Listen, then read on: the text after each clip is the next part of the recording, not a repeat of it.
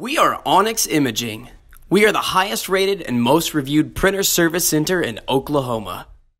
Hey there YouTubers, it's your girl Brett over here at Onyx. Today I'm going to show you how to clean your scanner glass, and I'm working with the Brother MFC-L5900dw. So first thing you want to do is open your front hatch here.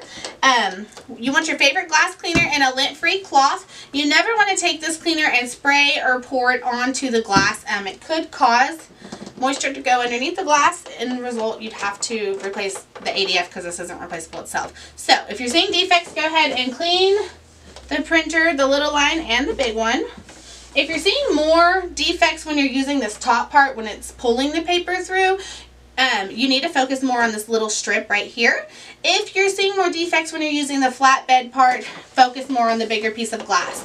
If you guys clean it a few times and you still see some whiteout or pen on there, just go ahead and try to give it another cleaning. If you guys are in need of any supplies or quotes, give your girl Brett a call and have a great day. Thank you for watching. If you're interested in how you can receive free labor on all of your service calls, as well as how to qualify for free printer upgrades, contact us today. We are here for all of your printer and office supply needs.